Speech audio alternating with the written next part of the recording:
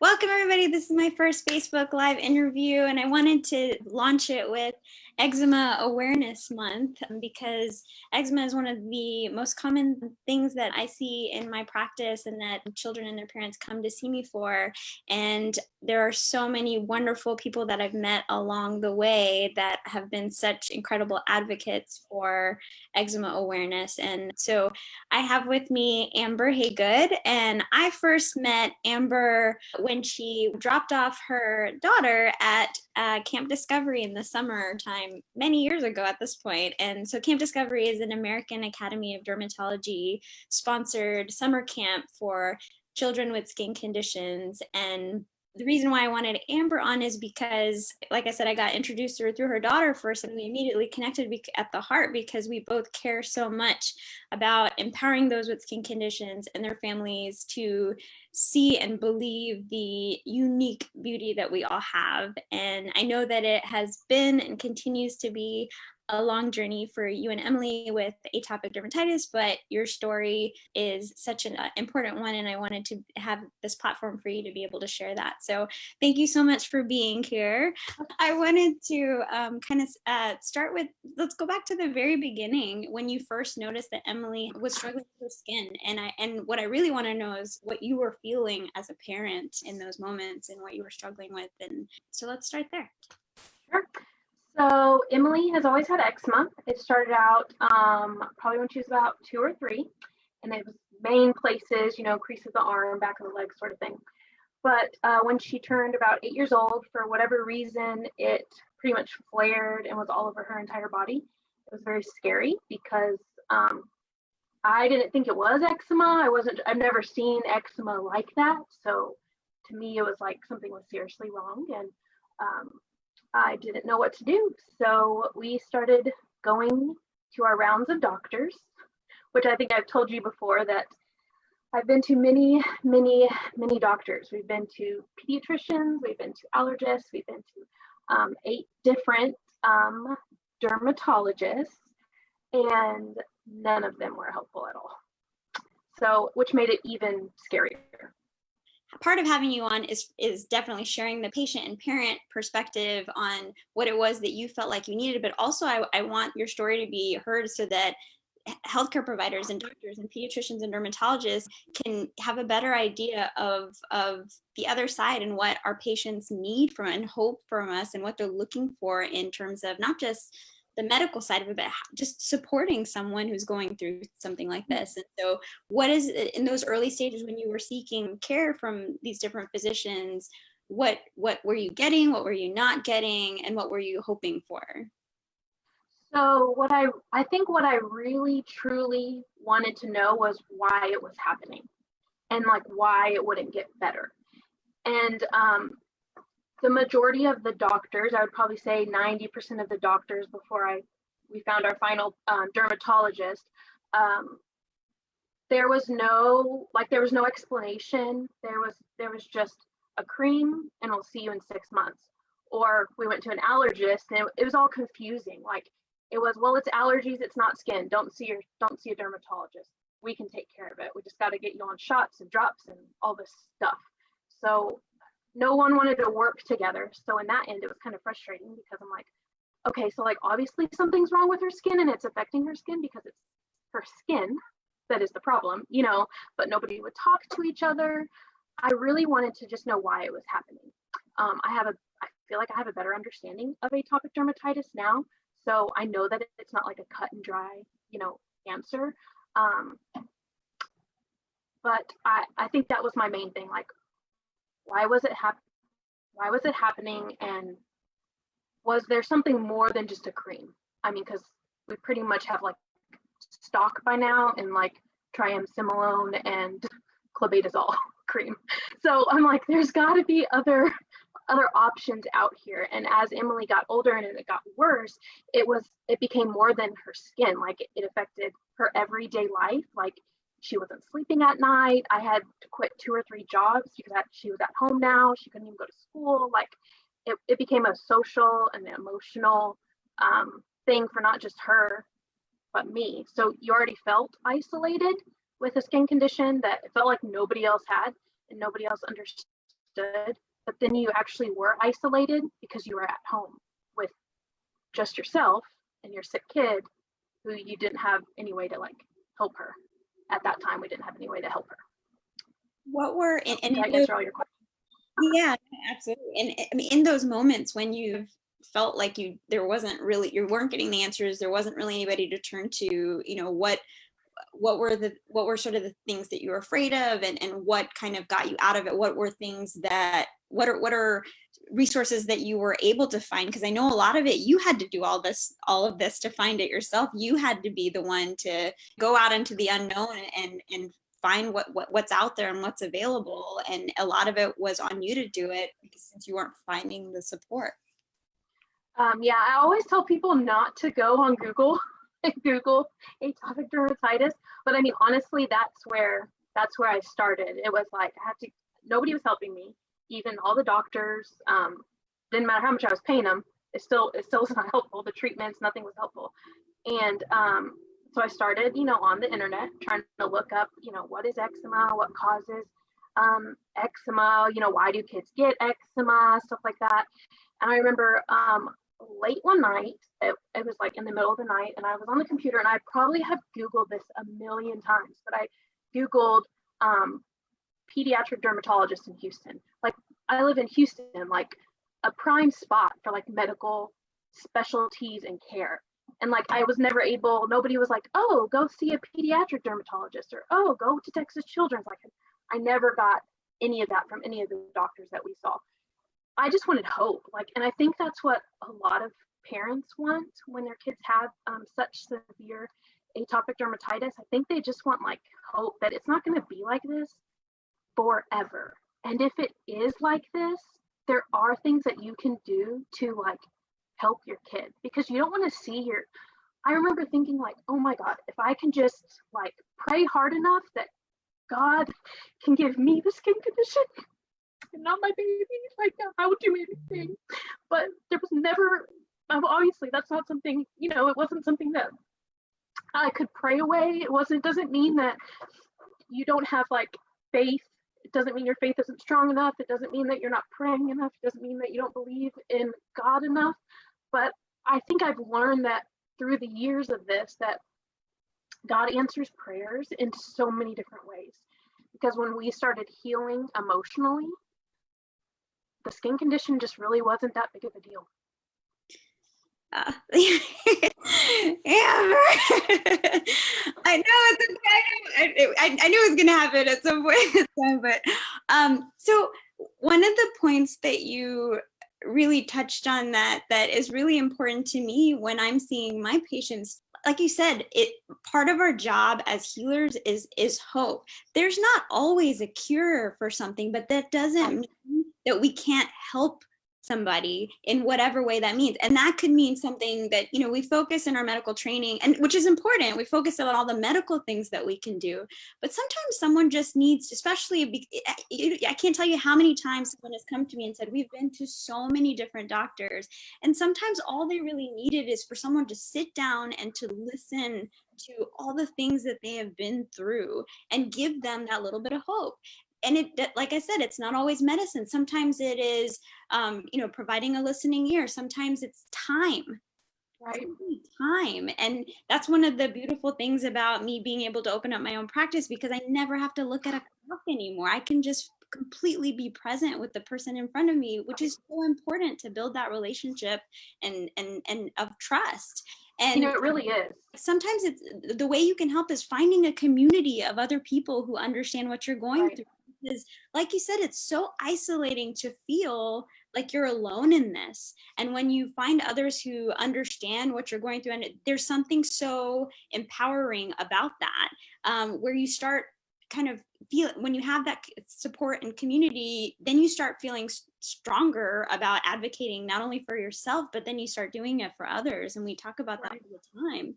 So now that you do feel a little bit more supported and you have this community, so what do you feel like really turned it around for not only yourself, but for Emily? From going from feeling like hopeless, eczema's not under control, I don't feel good about, what I'm going through, the struggles, the fears that I have, all of these things. What was that turning point where you felt like, you know what, I got this. It's not going to be, roses all the time, and I'll still have struggles through it. But what is it that turned it around that, okay, yes, I accept these and it's going to happen, but I'm strong enough to figure out what it is that I need to do? So I guess a few things. So, finding a doctor that listens, and I have the highest respect for what you do and what all those other doctors that didn't help us, we went to them for a reason. And not everybody, that's the thing, like just because one doctor couldn't help us, that doesn't mean that another dermatologist can't help you, right? Like each of you are so different. And so I have the highest respect, but I think when you find a doctor that can truly invest in your child and then it really listen to what you're saying, like that helps you kind of like start on the path of like, okay, maybe this isn't so hopeless. But we went to our first Love the Skin You're In conference where Rick was there taking photos. Rick is from Positive. I don't ever say his last name right. We got it. Okay. So Rick is from a nonprofit called Positive Exposures, and he was taking the kids' pictures. And I just saw Emily, and at that point, her eczema was not under control. It was completely out of control, and we were kind of in the process of finding things to help it. But she just lit up, like the way that he talked to her, and he made her feel. And I just watched her eyes just light up, in front of the camera. I just thought, okay, maybe this is about more than what she looks like. Maybe this is about more than what's visible, like on her skin. And I would say that that was probably like the biggest turning point. And he then turned the camera to me, and the way he made me feel, like, and I don't have a skin condition, but the way he made me feel, I was like, wow, I feel really beautiful, like around him. And if that's like how each of these kids feel, when he talks to them and the way he was treating them and how he was taking their photos and stuff, I think that was the turning point for Emily and for us. So Amber, I was there. I was there when that moment happened for Emily, and I was there when it happened for you. And it was such a beautiful thing to watch. And what you don't know also is that there are so many of those moments that now I'm going to get emotional, but there's so many of those moments that I have watched with Emily at camp every single day of that week, from the very first time that she showed up, and she was, very shy and quiet, which most people are when they come to camp. Yeah. Because they, like I said, so many of them have never met other kids who are going through something similar to them. They don't know how they're so used to being stared at or bullied, at school and other places.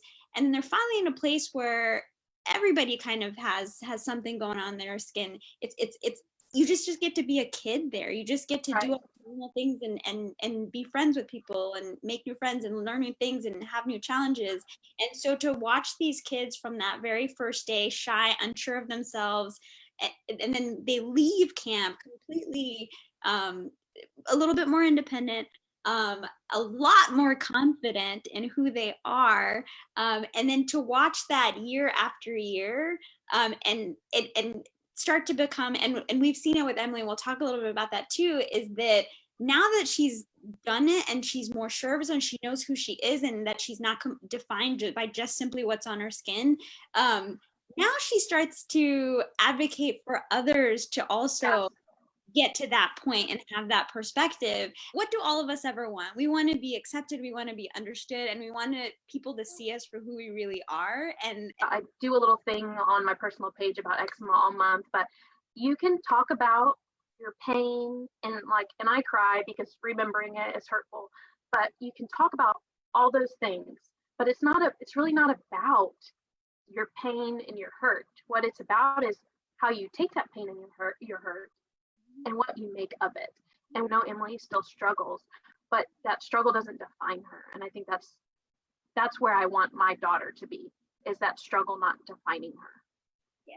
So as a pediatric dermatologist, one of the things like that my goal is to get patients and their families to the point where they don't need me anymore. Right. You know, where not just, you know, not just from the medical perspective, but where you feel like you do have some better control of, and I don't mean necessarily the skin condition, but of you know, that you have the support, you have the confidence that Right. yes, it's a part of me, it will always be a part of me, it's not going to go away, but all of that, all of the pain, all of the suffering, all whatever that was, has now actually made me even stronger. And I say this a lot, but there's a lot of times where I tell some of my patients, and they think it's kind of crazy when I first say it, that having had something that's visible, especially having, or even any chronic illness, for what you've had to go through, it's kind of like a superpower.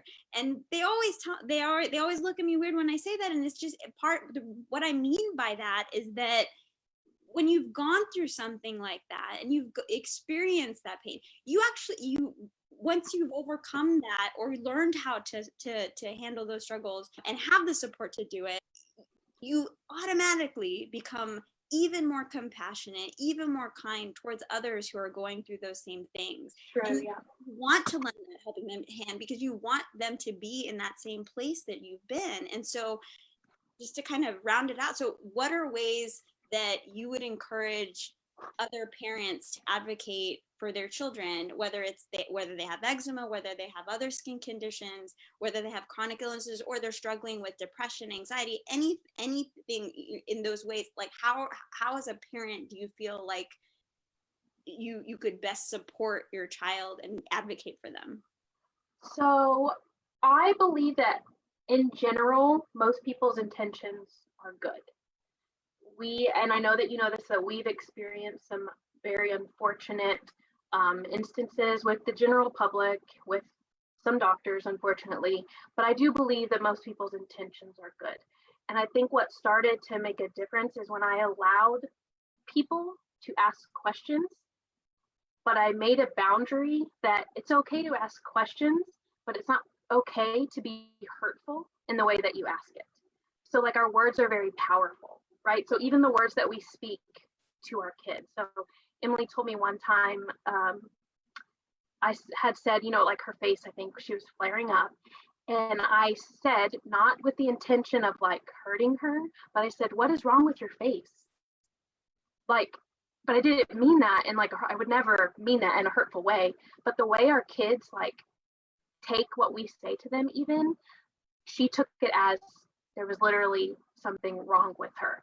And I think it's important to like teach our kids, as a parent, to teach our kids that there's nothing wrong with them. They are truly perfect the way they are. They have different skin, or they have different chronic illness or different ability that not everybody has. But to instill like that, I can't even think of the word now, but to instill that confidence in them, because then when they are confronted by somebody outside of their bubble, their home, their family, they're able to like express that to others, right? Like that confidence radiates. Like Emily said it. She was like, if you walk out of the house and you don't feel good about yourself and you don't love yourself and you don't think you're hot and amazing, other people are going to see that. You know, like you have to love yourself just the way you are. It doesn't matter if your skin's flared, doesn't matter, you know, if you're losing your hair, you got to love yourself, because that's what other people are going to see. And if you want other people to love you, you have to love yourself first. And I think loving our kids no matter what, and just instilling in them that there's nothing wrong with them, really helps build their confidence. And then they're able to advocate, you know, advocate for themselves. And I think that's a big thing, is teaching them to advocate for themselves. I'm not sure if I answered your question. Yeah, you totally did. I don't want to, you know, take too much of your time. But I mean, I thought that was just I want to acknowledge you for, you know, I know that it has been and continues to be a long journey for you and Emily with atopic dermatitis, but like I said, your story is one of love and growth and hope, and I think and one that I think will continue to inspire so many other families, particularly ones who are on the start of their journey and may not yet have your perspective, and I just want to let you know how much I appreciate, especially this month. So and I think you have them that they're public, but every day this month, and even last year and probably years before, you share all your very kind of personal perspectives of all the things that you've learned with Emily, all these years of things that have affected so much of your life and her life, and it's not just facts, it's real experiences, and it's so valuable to anybody who's going, not just through with eczema, but any skin condition. And so I thank you so much for just being such a voice for all those who have experienced any kind of visible skin difference, and all of the social, emotional, and spiritual kind of struggles that come along with that, and for sharing your very raw story of the things that worked and didn't work, and what you felt and your emotions, and that is very powerful and empowering to others as well. So thank you so much for doing it. Thanks so much for being on this with me in my first Facebook Live interview. But I try and do it only because it's not talked about. Nobody talks about it, and I think that's a like nobody talks about depression. Nobody talks about mental illness. So then when you're sitting like smack dab in the middle of it, like you literally feel like you're drowning. Yeah, and it's one of those things that I would like to think, with all this that's been going on, we've all had a little bit more understanding of what it feels like to feel like isolated. And I hope that allows us to be a little bit more compassionate and kind towards others. Amber Haygood here, along with her beautiful daughter Emily, is changing the world and doing amazing things. So stay tuned for that. Thank you. Thank you so much. Have a wonderful weekend. And